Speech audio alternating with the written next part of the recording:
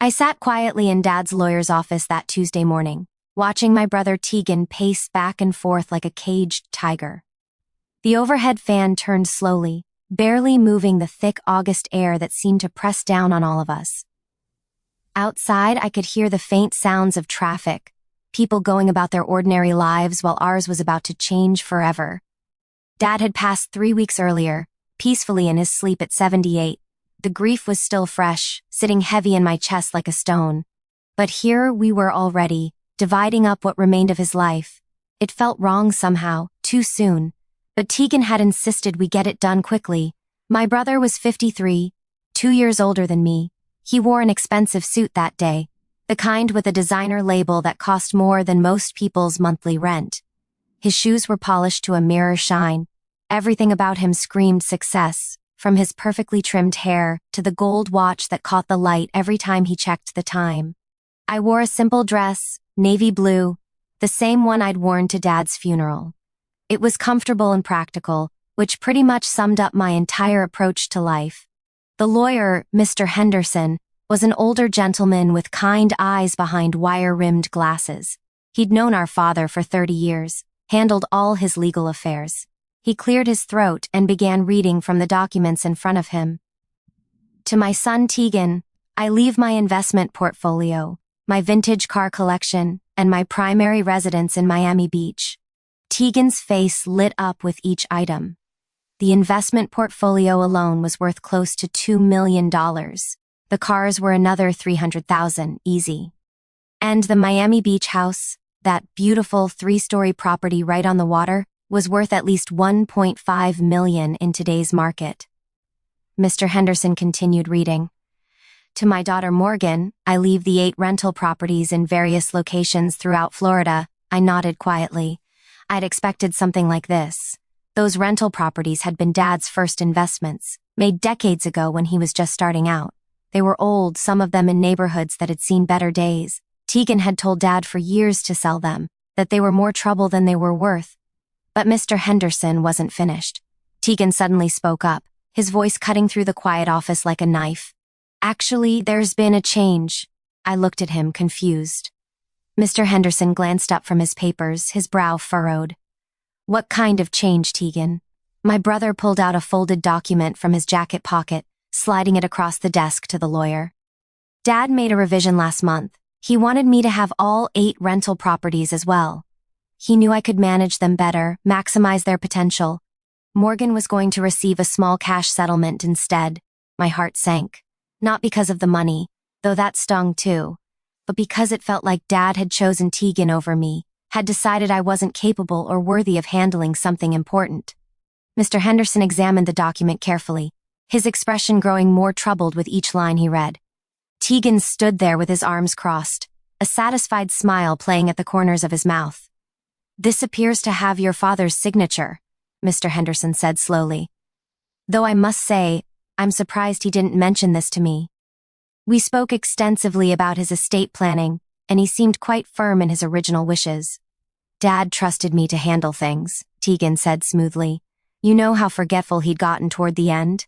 He probably just forgot to call you about the change. That wasn't true. Dad's mind had been sharp as a tack right up until the end. He could recite poems he'd learned in grade school, remember the exact date and time of every important event in our lives. But I said nothing, just sat there with my hands folded in my lap. Everyone in the room seemed to accept Tegan's explanation. Mr. Henderson looked uncomfortable but nodded, making notes on his legal pad. My brother's assistant, a young woman named Claire who'd accompanied us, began tapping on her phone, probably already calculating the value of Tegan's expanded inheritance. People always believed Tegan. He had that way about him, that confidence that made you think he must be telling the truth. I'd watched him charm his way through life since we were kids, watched him talk his way out of trouble and into opportunities. The other people in the office, a paralegal and another associate, nodded along. No one questioned it. No one thought to ask me what I thought. I was just Morgan, quiet Morgan, reliable Morgan who never made waves. I smiled then, not a big smile, just a small one. I looked at my brother and spoke softly. Tegan, you really don't know, do you? His confident expression faltered for just a second. Know what? I turned to Mr. Henderson. Could you pull up the property records for those 8 rental houses? The detailed ones that show when Dad actually purchased them and whose name is on the original deeds? Mr. Henderson looked confused, but nodded, turning to his computer. His fingers clicked across the keyboard. Tegan shifted uncomfortably, his polished shoes squeaking slightly on the hardwood floor. I don't see what that has to do with anything, Tegan said, his voice taking on an edge. The will clearly states, just wait, I said gently. Please. The room fell silent except for the clicking of the keyboard and the hum of the air conditioning. Outside, a car horn honked. Someone laughed. Life going on, as it always does. Mr. Henderson's eyes widened as he read the screen. He leaned closer, scrolling through documents, his expression shifting from confusion to understanding. Well, he said quietly. This is interesting. What? Tegan demanded. What's interesting? Mr. Henderson looked at me, and I saw something in his eyes that might have been respect. The 8 rental properties listed in your father's will, they were never actually his properties. What are you talking about? Tegan's voice rose. Of course they were his. He collected rent on them for years. He managed them, I said softly. There's a difference. Mr. Henderson nodded, turning his screen so everyone could see. According to these property records, all 8 houses were purchased between 25 and 30 years ago. The original buyer and current deed holder is listed as Morgan Elizabeth Carter. That's my name. My full legal name. The room went absolutely silent. Even the air conditioning seemed to hold its breath. That's impossible, Tegan said, but his voice had lost its certainty. Morgan was just a kid back then. She didn't have that kind of money. Actually, I said, keeping my voice calm and even, I did. I could feel everyone's eyes on me now, including Tegan's. His face had gone pale under his expensive tan. When I was 23 years old, I won a settlement from a car accident. Do you remember that, Tegan? You were away at business school at the time. He nodded slowly, mechanically. A drunk driver ran a red light and hit my car. I spent 2 months in the hospital, another 6 in physical therapy. The settlement was $350,000. Not a fortune, but substantial for someone my age. I paused, remembering those difficult months, the pain, the uncertainty about whether I'd walk normally again. Tegan had visited once, stayed for maybe 20 minutes before rushing back to his important life. Dad came to see me every single day. He'd sit by my hospital bed and talk to me about life, about choices, about building something that lasts. He told me that I could take that settlement money and spend it on things that felt good in the moment, or I could invest it in something that would take care of me for the rest of my life. Mr. Henderson was nodding now, understanding dawning on his face. Dad had been watching the real estate market for years. He knew where the good deals were, properties that were undervalued but in areas that would grow. So he helped me. We spent months looking at houses together, him teaching me everything he knew about real estate, investment. I could still remember those days, driving around Florida in Dad's old pickup truck, him pointing out the difference between a good investment and a money pit. He taught me to look past the surface, to see the potential in things. I bought all 8 properties over the course of 3 years. Dad helped me find them, negotiate the prices, handle the legal work. But they were always mine. My money, my properties, my name on the deeds. But Dad managed them, Tegan protested weakly. With my permission and my gratitude, I said. He never took a management fee, not 1 penny. He did it because he wanted to help me, wanted to teach me, and because it gave him something to do after he retired, something that kept him active and engaged. Mr. Henderson was scrolling through more documents now. It says here that your father held power of attorney to manage the properties on your behalf. All rental income was deposited into a trust account with Morgan as the beneficiary. 28 years of rental income, I said softly. 28 years of Dad carefully managing those properties, maintaining them, finding good tenants, raising rents at appropriate rates. Do you know how much money is in that trust account now, Tegan? My brother shook his head, looking like he'd been punched in the stomach. $4.3 million, plus the current value of the properties themselves, which are now worth about $6 million total. One of them is in an area that's become very desirable. Another is near the new tech park that's going up. The numbers hung in the air like smoke. Tegan's assistant had stopped typing on her phone. The paralegal was staring at her hands. Everyone seemed to be avoiding looking at my brother. So, you see, I continued gently, when Dad left me those properties in his will, he was really just formalizing what was already true. They were always mine. He was just returning management of them to me now that he's gone. Tegan slumped into his chair. All the confidence, all the swagger, it drained out of him like water from a broken glass. He suddenly looked older, smaller somehow.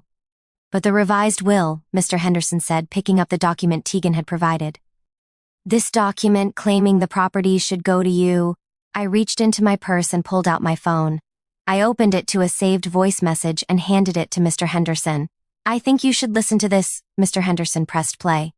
My father's voice filled the office, warm and familiar and achingly missed. Morgan, honey, it's Dad. I need to tell you something and I wanted to have a record of it. Your brother came to see me today. He asked me to sign some papers, said it was just routine estate stuff. I looked at them carefully, and Morgan, he's trying to take your properties. He wrote up some document claiming I'm transferring them to him. I didn't sign it, baby girl. I would never sign it. Those houses are yours, you earned them, you deserve them. But I'm worried he might try something, so I'm recording this message. Today is June 15th. I'm of sound mind, and I want it stated clearly that all 8 rental properties belong to you and only you. I'm proud of you, Morgan.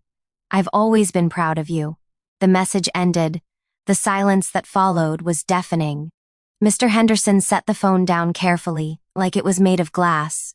He looked at the document Tegan had provided, then at Tegan himself. This signature is forged, Mr. Henderson said quietly. I've seen your father's signature thousands of times over 30 years. This isn't his handwriting. Tegan opened his mouth, closed it, opened it again. No words came out. His face had gone from pale to red, a deep crimson that spread from his neck to his forehead.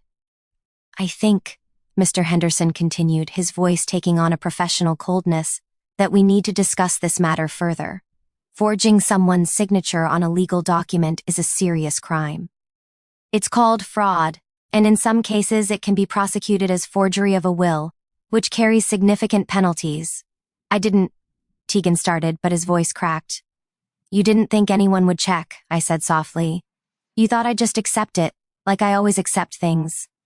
Quiet Morgan, agreeable Morgan, Morgan who never fights back. I stood up then, smoothing down my simple dress. I looked at my brother, really looked at him, and felt a complicated mix of emotions. Anger, yes, but also sadness. And underneath it all, a deep disappointment. Do you know what the saddest part is, Tegan? Dad gave you so much. The investment portfolio, the cars, the Miami Beach house, that's over $4 million right there. He loved you, he was proud of you. But it wasn't enough for you. You wanted what was mine, too. Tegan's eyes were shining now, whether with tears or rage I couldn't tell. Probably both. You always had a closer relationship with him, he said, his voice barely above a whisper. You were his favorite. I shook my head slowly. No, Tegan, I spent time with him. I called him every Sunday. I drove down to visit him twice a month. I learned from him, listened to him, valued his wisdom. You were always too busy, always had somewhere more important to be. Love isn't favoritism, it's showing up. The words settled over the room like dust. Mr. Henderson cleared his throat. I'll need to report this attempted fraud, he said, not unkindly. It's my legal obligation. Please, Tegan said suddenly, and now the tears were definitely there, rolling down his cheeks. Please don't. I'll lose everything. My reputation, my business license, everything. I looked at Mr. Henderson, then back at my brother. This was the moment where I could choose revenge or mercy, could watch my brother face the full consequences of his actions, or offer him a lifeline. Mr. Henderson, I said carefully, would it be possible to handle this privately, without involving the authorities? The lawyer looked surprised.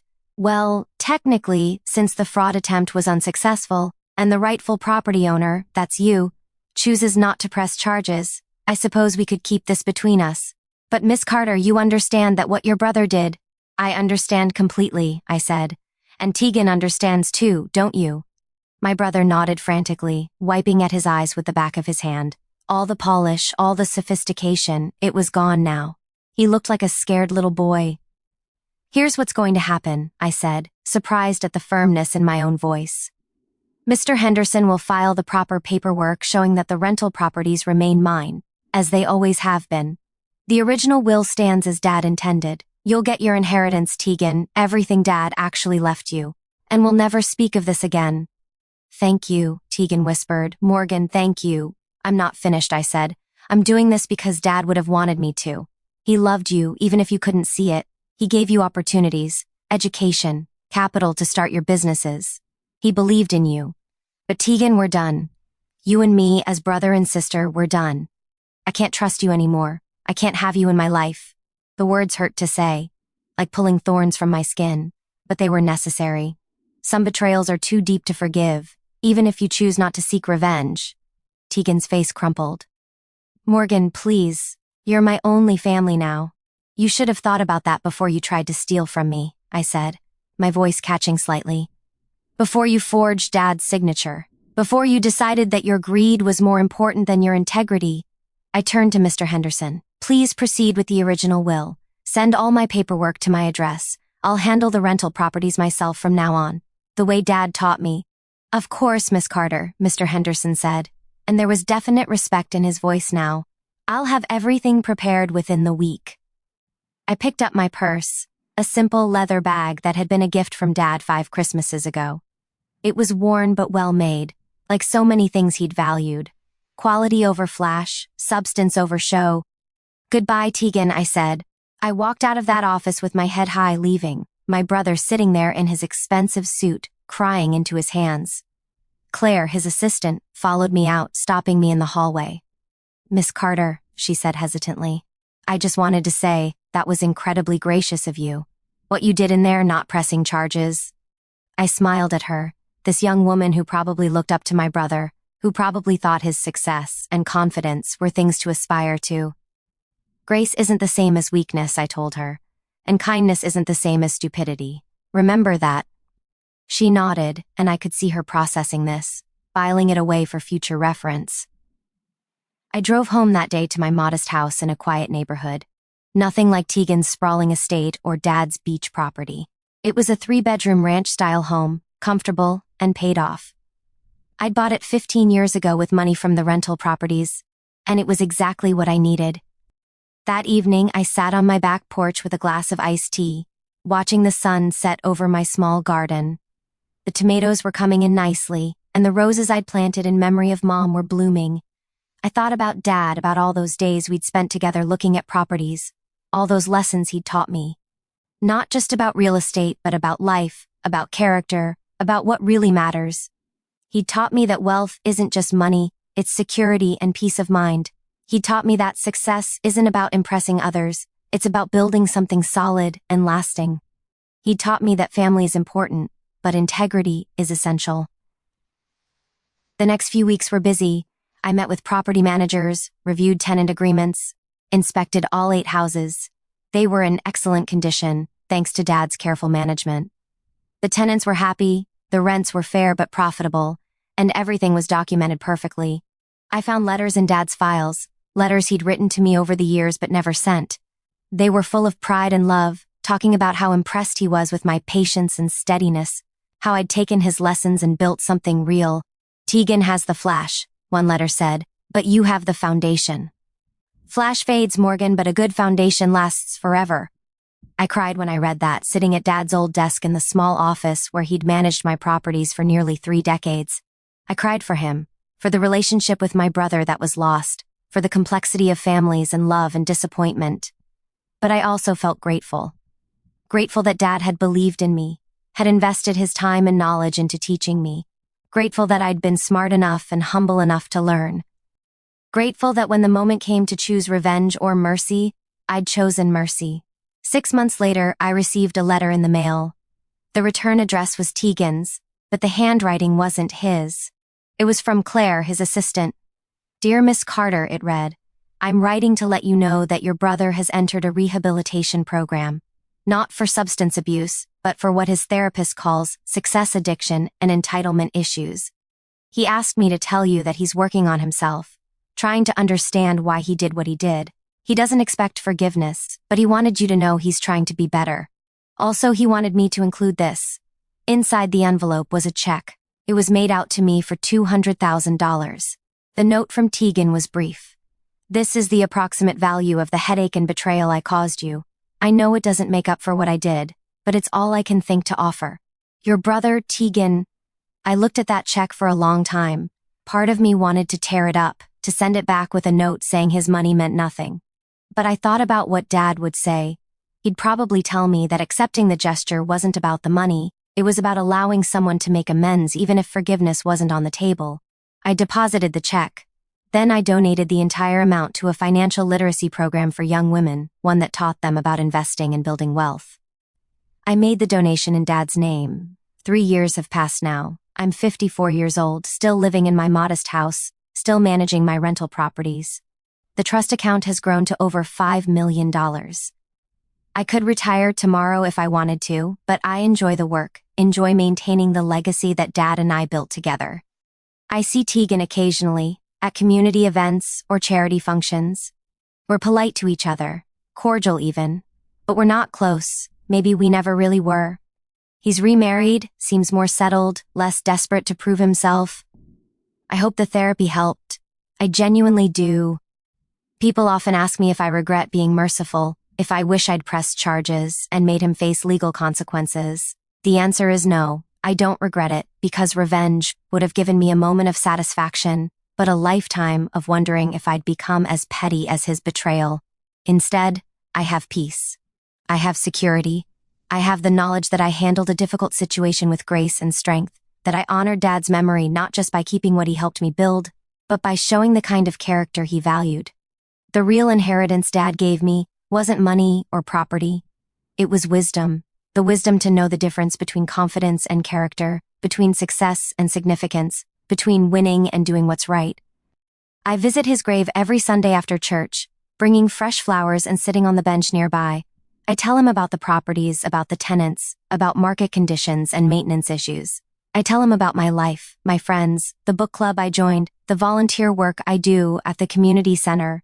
And sometimes, when the wind blows just right through the oak trees overhead, I swear I can hear him laughing, proud of the woman I've become. Proud that his lessons took root in good soil and grew into something strong and lasting. That's what matters in the end. Not the money in the bank, or the properties in your name or the expensive cars in your garage. What matters is whether you lived with integrity, whether you treated people with kindness even when they didn't deserve it, whether you built something that lasts. Dad knew that. And thanks to him, now I know it too. The house on Maple Street, the first property I ever bought, the one Dad helped me negotiate when I was just 23 years old and still learning to walk without a limp. That house is still there. The family who rents it has lived there for 12 years now. They take care of it like it's their own, planting gardens and painting the shutters and keeping the lawn neat. Last month they called to ask if they could buy it. They'd been saving, they said, and they loved the house, loved the neighborhood. Could they work out a payment plan? I sold it to them for less than market value, with terms they could afford. When Dad's lawyer, Mr. Henderson, who's become a friend over these years, asked me why, I just smiled. Because that's what Dad would have done, I said. Because sometimes the best investment isn't the one that makes you the most money. It's the one that makes the biggest difference. That family cried when they signed the papers, clutching the keys to their first home. Their children, 2 little girls with bright eyes and big dreams, ran through the rooms squealing with delight. And I thought about Dad, about that young version of me in the hospital, broken and scared and uncertain about the future. I thought about how one person's kindness and wisdom can ripple out through time, touching lives in ways you never expected. That's the real story here. Not about the money or the betrayal or the dramatic confrontation in the lawyer's office. It's about how we choose to live, how we choose to treat people, how we choose to honor the lessons we've been given. I'm 54 years old now, and I'm at peace. I have enough, not because of what I own, but because of who I am. And every day, I try to live in a way that would make Dad proud, that would honor the investment he made in me. Not the financial investment, though that mattered, but the investment of time, of knowledge, of belief in my potential. That's the inheritance that really counts. That's what I'll carry with me for the rest of my days. And maybe someday, if I'm blessed with children or grandchildren of my own, I'll pass it on to them. Not just the properties or the money, but the lessons about character and kindness, about building something that lasts, about being the kind of person who does what's right even when it's hard. That's what Dad gave me, and that's what I hope to give to the world. The sun is setting now as I finish writing this, painting my backyard in shades of orange and gold. Tomorrow I'll get up and check on my properties, return tenant calls, review maintenance schedules. It's ordinary work, not glamorous, but it's honest and it's mine. And every day I'll remember that moment in the lawyer's office, when I had to choose between revenge and mercy, between bitterness and grace. I'll remember that I chose well, not because it was easy, but because it was right. That's the story. That's the lesson. That's the inheritance that really matters. If this story touched your heart and reminded you of the importance of integrity, kindness, and the lasting value of wisdom passed down through generations, please take a moment to like this video and share it with someone who might need to hear this message. Subscribe to our channel for more stories that celebrate the quiet strength of good character and the profound impact of making the right choice, even when it's difficult. And please, leave a comment below telling us about a time when you chose grace over revenge, or share a lesson that someone special taught you about what really matters in life. Your stories inspire us and create a community of people who believe in living with integrity and kindness. Thank you for listening.